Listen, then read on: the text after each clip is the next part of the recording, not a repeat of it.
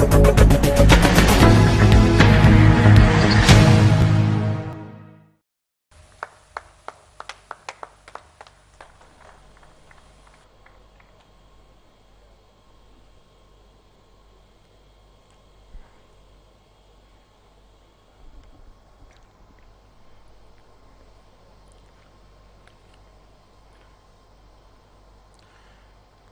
मंत्रिपरिषद के मेरे सहयोगी श्रीमान राजनाथ सिंह जी,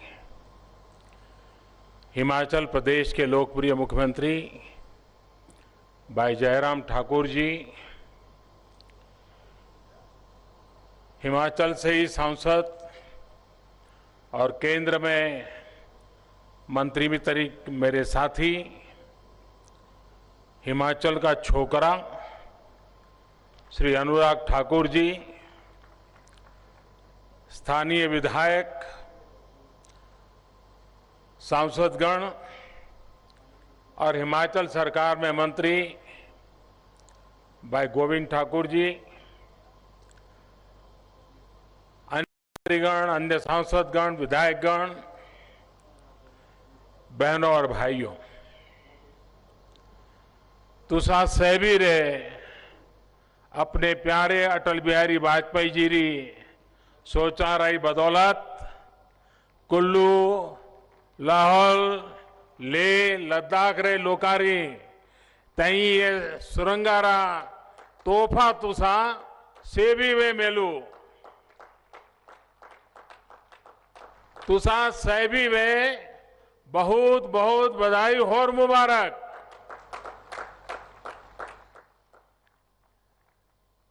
मां हिडम्बा की, ऋषि मुनियों की तपोस्थली, जहां 18 करोड़ यानी गांव-गांव देवताओं की जीवंत और अनूठी परंपरा है, ऐवी इस दिव्य धरा को मैं प्रणाम करता हूं, नमन करता हूं।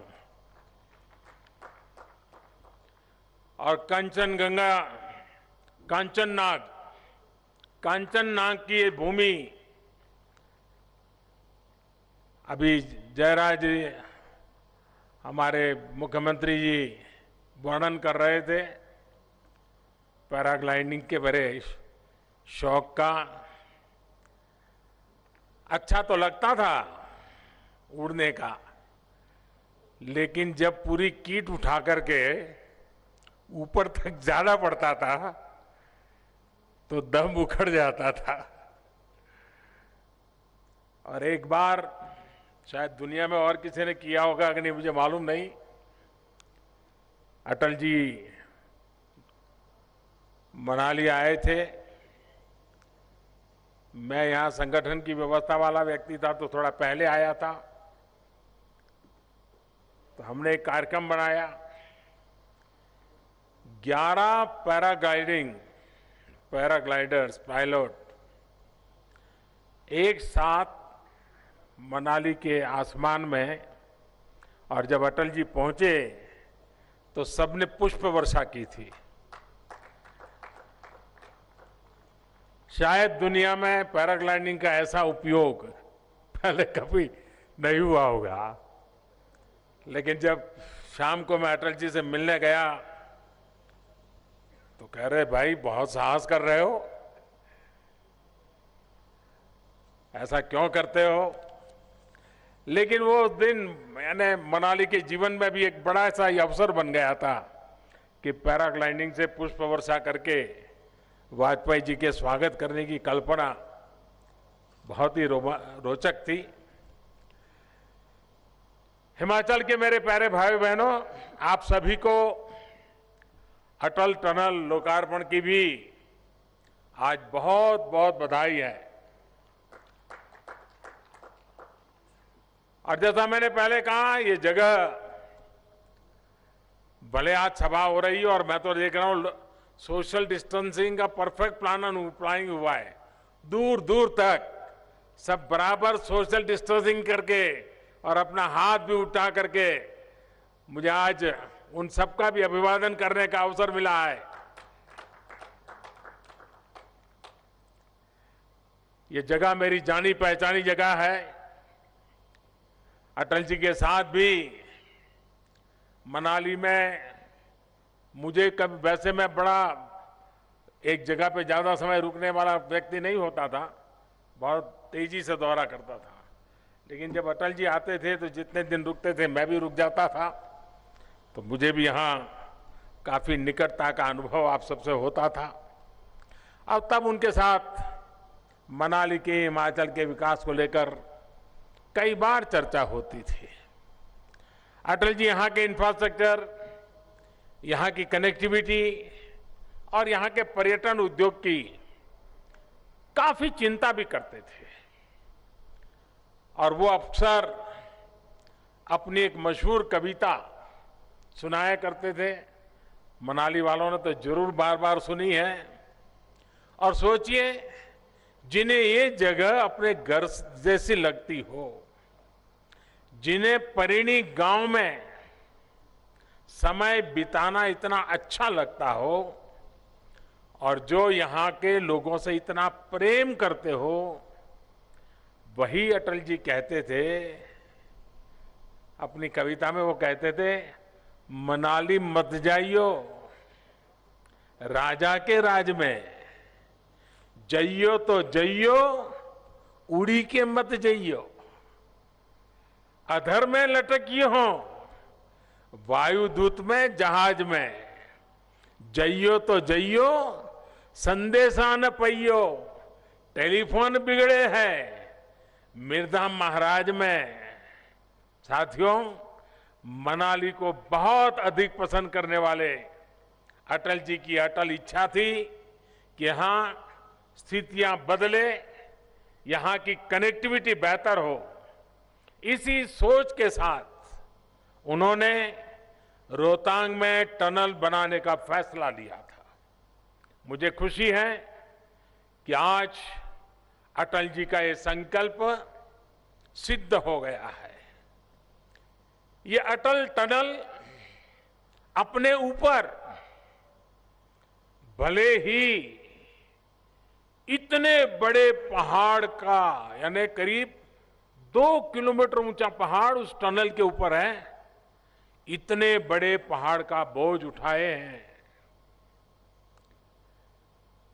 जो बोझ कभी लाहौल स्पीति और मनाली के लोग अपने कंधे पर उठाते थे, इतना बड़ा बोझ आज उस टनल ने उठाया है। और उस टनल ने यहां के नागरिकों को एक प्रकार से बोझ मुक्त कर दिया है। सामान्य लोगों का एक बड़ा बोझ कम होना, उनका लाहौल स्पीति आना जाना बहुत आसान होना, अपने आप में संतोष की, गौरव की, आनंद की बात है। अब वो दिन भी दूर नहीं जब टूरिस्ट कुल्लू मनाली से सिड्डू घी का नाश्ता करके यहां से निकलेंगे और लाहौल में जाकर के दुमार और चिलड़े का लंच कर पाएंगे। ये पहले संभव नहीं था। ठीक है, कोरोना है, लेकिन अब धीरे धीरे देश अनलॉक भी तो हो रहा है। मुझे उम्मीद है अब देश के अन्य सेक्टर की तरह टूरिज्म भी धीरे धीरे गति पकड़ लेगा और बड़े शान से कुल्लू का दशहरा की तैयारी तो चलती ही चलती होगी। साथियों, अटल टनल के साथ साथ हिमाचल के लोगों के लिए एक और बड़ा फैसला लिया गया है। हमीरपुर में 66 मेगावाट के धौलासिद्ध हाइड्रो प्रोजेक्ट को स्वीकृति दे दी गई है। इस प्रोजेक्ट से देश को बिजली तो मिलेगी ही, हिमाचल के अनेकों युवाओं को रोजगार भी मिलेगा। साथियों, आधुनिक इंफ्रास्ट्रक्चर के निर्माण का जो अभियान पूरे देश में चल रहा है, उसमें बहुत बड़ी भागीदारी हिमाचल प्रदेश की भी है। हिमाचल में ग्रामीण सड़कें हो, हाईवे हो, पावर प्रोजेक्ट्स हो, रेल कनेक्टिविटी हो, हवाई कनेक्टिविटी हो, इसके लिए अनेक परियोजनाओं पर तेजी से काम हो रहा है। चाहे कीरतपुर कुल्लू मनाली रोड कॉरिडोर हो, जीरकपुर परवान सोलन कैथली घाट कॉरिडोर हो, Nangal dam Talwara rail route हो, भानुपल्ली बिलासपुर बैरी रेल रूट हो, सभी पर तेज गति से काम जारी है। प्रयास यही है कि ये प्रोजेक्ट्स जल्द से जल्द पूरे होकर हिमाचल की सेवा, लोगों की सेवा करना शुरू करें। साथियों, हिमाचल प्रदेश के लोगों का जीवन आसान बनाने के लिए सड़क, बिजली जैसी मूल जरूरत के साथ साथ मोबाइल और इंटरनेट कनेक्टिविटी भी बहुत जरूरी है। और जो टूरिस्ट डेस्टिनेशन होते हैं, वहां पर आजकल ये बहुत बड़ी रिक्वायरमेंट बन गया है। पहाड़ी प्रदेश होने के कारण हिमाचल के अनेक स्थानों पर नेटवर्क की समस्या होती रहती है। इसका स्थायी समाधान करने के लिए हाल में देश के 6 लाख गांवों में ऑप्टिकल फाइबर बिछाने का काम शुरू किया गया है। आने वाले 1000 दिनों में ये काम मिशन मोड पर पूरा किया जाना है। इसके तहत गांव-गांव में वाईफाई हॉटस्पॉट भी लगेंगे और इंटरनेट कनेक्शन भी मिल पाएंगे। इससे हिमाचल प्रदेश के बच्चों की पढ़ाई, मरीजों की दवाई और टूरिज्म से कमाई हर प्रकार से लाभ होने वाला है। साथियों, सरकार का निरंतर ये प्रयास है कि सामान्य मानवी की परेशानी कैसे कम हो और उसे उसके हक का पूरा लाभ कैसे मिले। और इसके लिए करीब करीब सभी सरकारी सेवाओं का डिजिटल कन्वर्सन, डिजिटलीकरण ये कर दिया गया है। अब सैलरी पेंशन जैसी अनेक सुविधाओं के लिए बार बार दफ्तरों के चक्कर नहीं काटने पड़ते। पहले हिमाचल के दूर सुदूर क्षेत्रों के वहां से सिर्फ दस्तावेज के अटेस्टेशन के लिए हमारे युवा साथी, रिटायर्ड लोग, अफसरों, नेताओं के यहां चक्कर काटने पड़ते थे। अब दस्तावेजों के अटेस्टेशन की जरूरत को भी एक प्रकार से खत्म कर दिया है। आप याद करिए, पहले बिजली और टेलीफोन के बिल भरने के लिए पूरा दिन लग जाता था। आज ये काम आप घर बैठे पर क्लिक पर उंगली दबा करके कर पा रहे हैं। अब बैंक से जुड़ी अनेक सेवाएं जो बैंक में जाकर थी मिलती थी, वो भी अब घर बैठे ही मिलने लगी है। साथियों, ऐसे अनेक सुधारों से समय की भी बचत हो रही है, पैसा भी बच रहा है और करप्शन के लिए स्कोप समाप्त हुआ है। कोरोना काल में ही हिमाचल प्रदेश के 5 लाख से ज्यादा पेंशनर और लगभग 6 लाख बहनों के जनधन खाते में सैकड़ों करोड़ रुपए एक क्लिक में जमा किए गए हैं। 1.25 लाख से ज्यादा गरीब बहनों को उज्ज्वला का मुफ्त सिलेंडर मिल पाया है।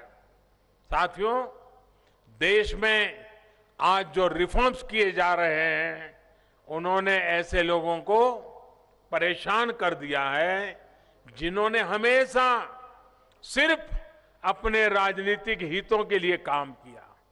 सदी बदल गई, लेकिन उनकी सोच नहीं बदली। अब सदी बदल गई है, सोच भी बदलनी है और नई सदी के हिसाब से देश को भी बदल करके बनाना है।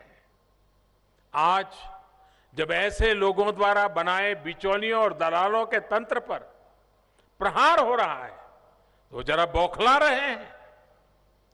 बिचौलियों को बढ़ावा देने वालों ने देश के किसानों की स्थिति क्या कर दी थी, ये हिमाचल के लोग भी भली भांति जानते हैं। ये आपको भी पता है कि हिमाचल देश के सबसे बड़े फल उत्पादक राज्यों में से एक है। यहां के टमाटर, मशरूम जैसी सब्जियां भी अनेक शहरों की जरूरतों को पूरा करती है। लेकिन स्थिति क्या रही है? कुल्लू का, शिमला का या किन्नौर का जो सेब किसान के बाग से 40-50 रुपये किलो के हिसाब से निकलता है, वो दिल्ली में रहने वालों के घरों में करीब करीब 100-150 रुपये तक पहुंचता है।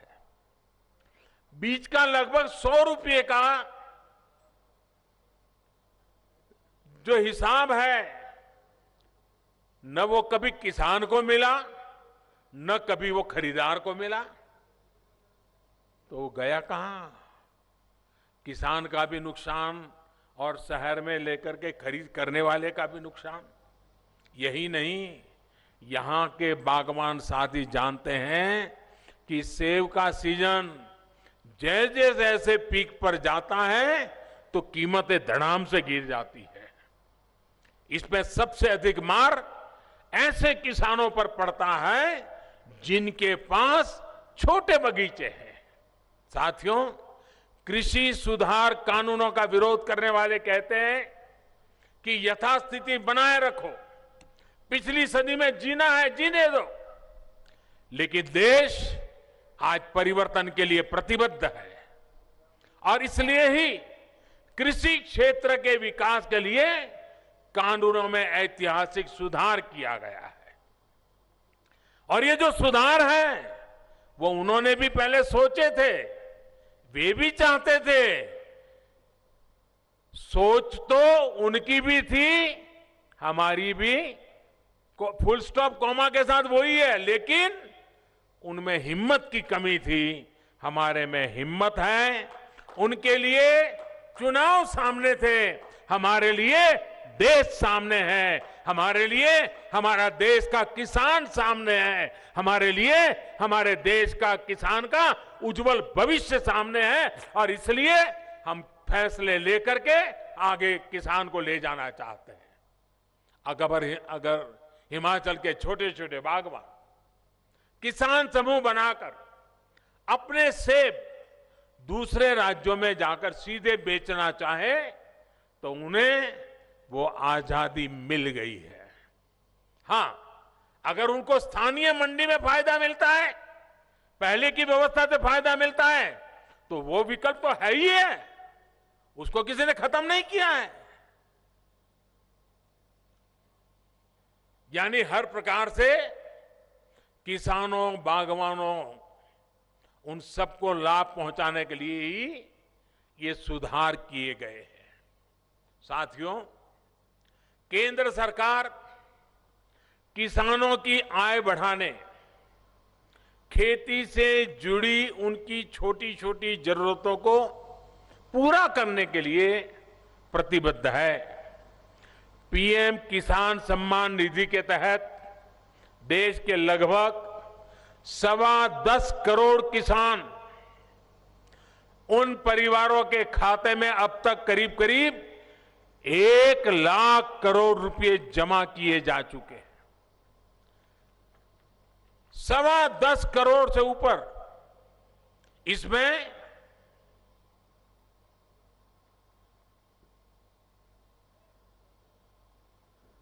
उनको ले जाइए, वहां से बिठा दीजिए, उनको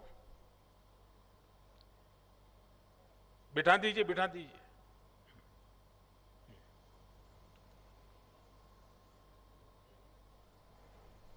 वो हमारी जो मेडिकल टीम होगी, जरा उनको काम पे लगाइए। इसमें हिमाचल के 9.25 लाख किसान परिवारों के बैंक खाते में भी लगभग 1,000 करोड़ रुपए जमा किए गए हैं। कल्पना कीजिए, अगर पहले की सरकारों के समय 1,000 करोड़ रुपए का कोई पैकेज हिमाचल के लिए घोषित होता तो वो पैसा पता नहीं कहां कहां किस किस के जेब में पहुंच जाता, उस पर राजनीतिक श्रेय लेने की कितनी कोशिशें होती। लेकिन यहां छोटे किसानों के खाते में ये रुपये चले गए और कोई हो हल्ला नहीं हुआ। साथियों, हाल ही एक और बड़ा रिफॉर्म देश में हमारी श्रम शक्ति को, विशेष तौर पर बहनों और बेटियों को अधिकार देने के लिए किया गया है।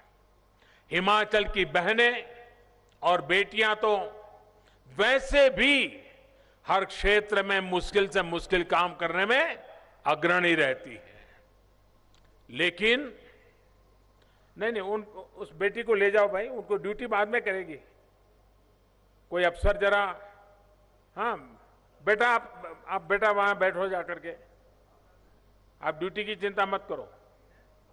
कोई साथ में जाइए, आप साथ में जाइए।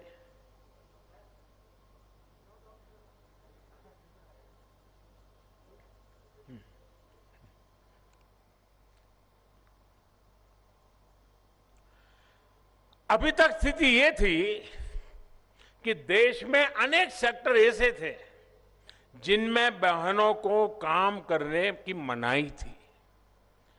हाल में जो श्रम कानूनों में सुधार किया गया है, उनसे अब महिलाओं को भी वेतन से लेकर काम तक के वो सभी अधिकार दे दिए हैं जो पुरुषों के पास पहले से हैं। साथियों, देश के हर क्षेत्र, हर नागरिक के आत्मविश्वास को जगाने के लिए, आत्मनिर्भर भारत बनाने के लिए सुधारों का सिलसिला लगातार चलता रहेगा। पिछली शताब्दी के नियम कानूनों से अगली शताब्दी में नहीं पहुंच सकते हैं।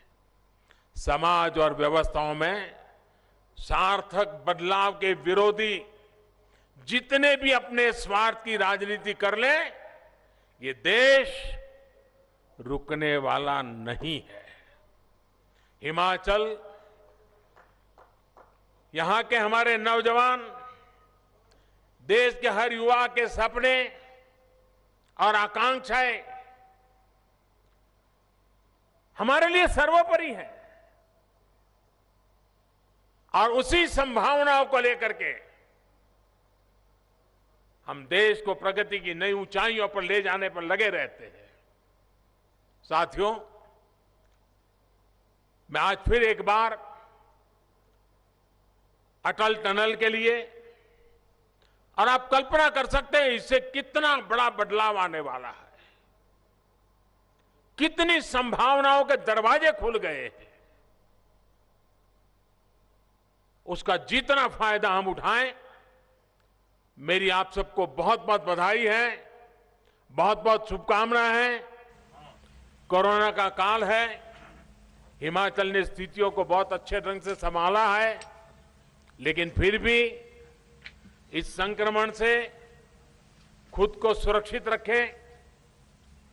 देवधरा को प्रणाम करते हुए, कंचन नाग जी की इस धरा को प्रणाम करते हुए आप सबको फिर से एक बार मिलने का, आपके दर्शन करने का मौका मिला। अच्छा होता ये कोरोना का काल न होता तो बड़े प्यार से आप लोगों से मिलता। काफी चेहरे परिचित मेरे सामने हैं, लेकिन आज ये स्थिति है कि नहीं मिल पा रहा हूं, लेकिन आपके दर्शन का मुझे मौका मिल गया, ये भी मेरे लिए खुशी की बात है। मुझे यहाँ से तुरंत निकलना है, इसलिए आप सबकी इजाजत लेते हुए, आपको बधाई देते हुए बहुत बहुत धन्यवाद।